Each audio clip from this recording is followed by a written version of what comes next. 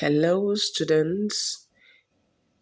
It's so good to have you once again. Welcome to class.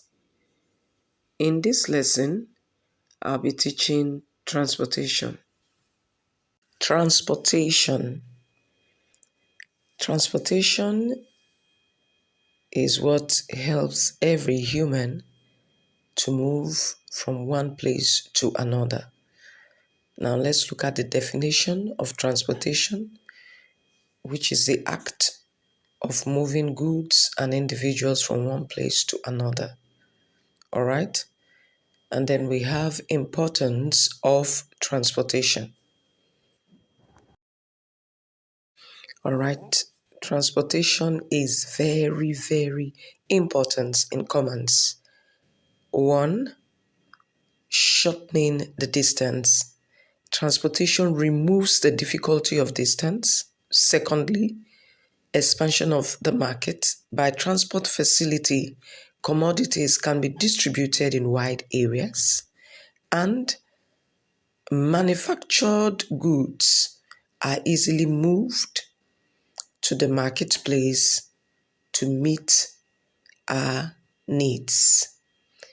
We get to the market to buy some goods. Now, this is made possible by transportation means. Manufactured goods are easily moved from the factory where it was produced to the market. This can be only achieved by transportation. All right? And that will lead us to types of transportation in Nigeria. We have various types of transportation in Nigeria. Number one, transportation by land, which includes road and rail transportation system. All right? Secondly, we have transportation by air. All right? Thirdly, there is transportation by water. Transportation by water. Okay? Transportation by water. And then, fourthly, we have transportation by pipeline. But in this lesson, I'm going to focus majorly on transportation by land, which includes road transportation. Road transportation. All right? This is an example of road transportation. So in this class, we are discussing land transportation, which includes road transportation and rail transportation. Rail transportation. Now, we will be taking them one after the other, beginning with road transportation. All right? Like I said earlier, transportation by land is subdivided into road and rail transportation. Okay? Now, let's look at this road transportation beginning with a motorcycle. Okay? You could see the road. This is used. Before then, we have various means of transportation system.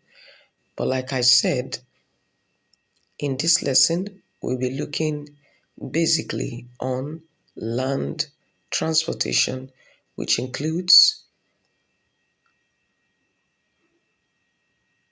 the vehicle, motorcycle.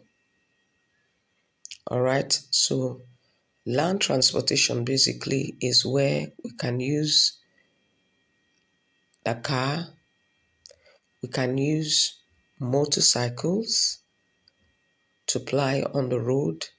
A car can be used on the road. Better still, you could hire a taxi, still on the road transportation. Truck is also used on road transportation to carry items or goods. Buses, we ply buses. It is through road transportation. All right. Now, what are those items used for road transportation? Like we mentioned, they are here for emphasis sake: buses, cars, and the rest. All right. They are used for road transportation. All right. The following are means of road transportation. Like the images you are seeing here, the car, the bus, all of them are used for road transportation. Now, why is road transportation very necessary? There are following reasons for road transportation. One, it will help move deep into the interior villages to carry or deliver goods. This will help the market women, all right, the farmers get their goods. Now, secondly, it is very accessible to users. Every user can access road transportation, okay? It is found everywhere in the village, in the cities, wherever it is very accessible to users. Thirdly, it is easily affordable by users. Anybody can afford this, all right? So these are some of the reasons for road transportation. Now, transportation by rail or rail transportation, all right? This is carried out by a specially designed, constructed line.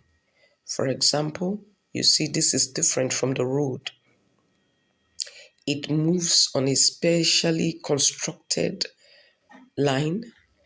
All right, for example, this is the line where the train goes through. All right, so it does not move on the road, but it has a special rail. There are charges made for train services. When you move with train transportation, you are charged for the weight of the goods, the nature of the goods, the value of the goods you're carrying, the quantity of the goods, and of course the distance. But one good thing about these charges, they are charged uniformly. All right, advantages of motor vehicle over railway. Now, motor vehicles are faster over short distance. In other words, they are faster over short distance. Secondly, it can be relied upon for emergency delivery of goods. All right, motor are cheaper to maintain. All right, now that will lead us to advantages of rail transportation over motor vehicles. One, accident by train is very, very low. It is rare to see accidents by train. All right, so accident by train is very low. Secondly, it is more convenient, especially on long distance. All right, it is more convenient, especially on long distance. And thirdly, goods are weighed and charged on a uniform rate. All right, these are some of the advantages of rail transportation over motor vehicle. That will be all for this class. Please go through the video, understand the video before you provide answers to your questions. So I will see you next class. Like I always say, please stay safe.